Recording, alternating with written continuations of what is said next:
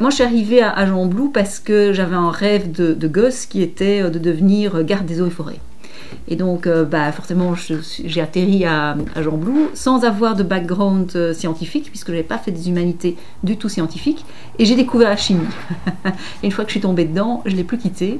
Et donc j'ai fait tout mon parcours vraiment avec l'objectif de faire la chimie. Ça a été un amour assez brutal dès les premiers cours de chimie. Et puis évidemment, j'ai découvert tout ce qu'il y avait derrière, parce que évidemment les premières années, ça reste quand même très théorique.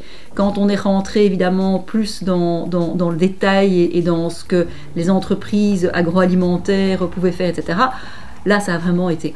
Ça, c'est vraiment mon truc. Et pourtant, c'est pas ce que j'ai fait, puisque après, j'ai quand même bifurqué vers toujours des entreprises qui ont fait de l'environnement et du traitement de déchets. Mais finalement, les techniques qu'on met en œuvre sont pas très différentes. Et donc j'ai jamais été vraiment tout à fait perdue. Par hasard, parce qu'en fait j'avais décroché une bourse pour faire la recherche, et puis à l'époque on était quand même assez peu de filles et les garçons devaient encore faire leur service militaire, et une entreprise s'est adressée à la faculté pour avoir une liste d'étudiants qui sortaient, et donc je me suis dit allez, ce serait quand même sympa d'aller passer un interview pour voir ce que ça peut donner. J'ai passé le premier, le deuxième, puis au troisième on m'a dit c'est vous qui êtes engagé. Donc il a fallu faire un choix, et donc j'ai fait le choix d'embrasser plutôt une carrière dans une entreprise privée plutôt que de faire de la recherche. Et donc par hasard, je suis arrivée dans une société qui faisait du traitement de déchets. Alors évidemment en 89 c'était le B à bas, et ils avaient besoin de quelqu'un qui avait des connaissances en chimie.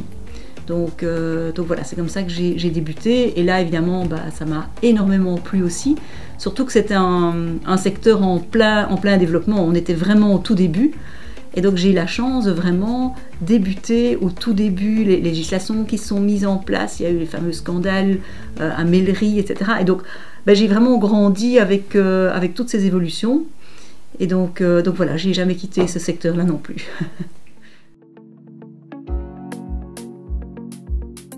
Alors, je pense qu'il faut surtout pas avoir peur, et alors c'est pas avoir peur ni de poser des questions, ni de dire qu'on ne sait pas. Je pense que c'est normal, les études donnent une base. Après, quand on se retrouve dans une entreprise, il y a pas mal d'autres problématiques qui arrivent sur la table, et aussi de ne pas avoir peur de franchir le barrage des langues. Ça c'est quand même quelque chose qu'on voit souvent, cette peur, parce que voilà, il y a le néerlandais, il y a l'anglais, et donc il faut se lancer, et puis voilà, ça va venir au fur et à mesure. Vraiment il faut oser, et ça c'est vraiment quelque chose qui est apprécié aussi en général des employeurs. Bien sûr il ne faut pas faire n'importe quoi et foncer, mais franchement il faut oser garder cet esprit d'entrepreneur, cet esprit de curiosité, c'est important.